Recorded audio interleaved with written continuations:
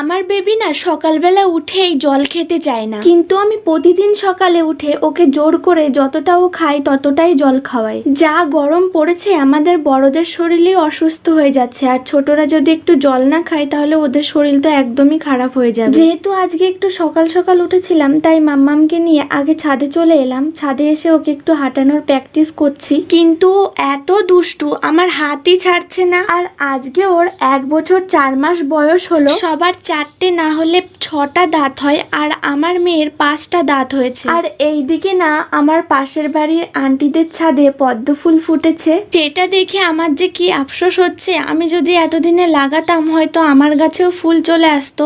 আমার পদ্ম ফুল খুবই পছন্দ এবং আমি একটা টাইমে লাগাবো আমার ছাদে আমি ভাবছি।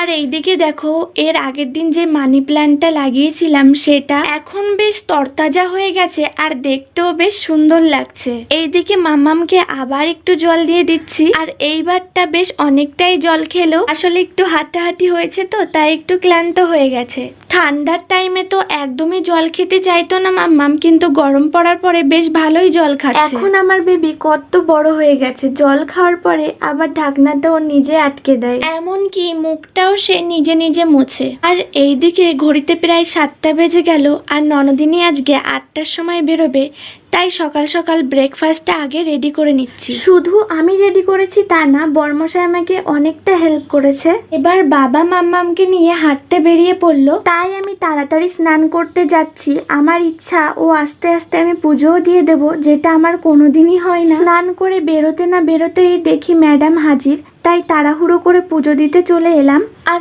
আজকে বেশ অনেকগুলো ফুল হয়েছে ছাদে, আর বেশি ফুল হলে পারে পুজো দিতেও বেশ ভালো লাগে। আর এবার অনেকদিন পর নতুন একটা সবুজ কালারের তুলসী গাছ হয়েছে, আসলে আমি এর নাম জানি না। আর এর আগে ছিল লাল আর কালো মিক্স করে একটা কালার, ওই তুলসী গাছটার নামটাও আমি জানি না। আমাদের ছাদে এখনো আছে, তোমাদের একদিন দেখাবো।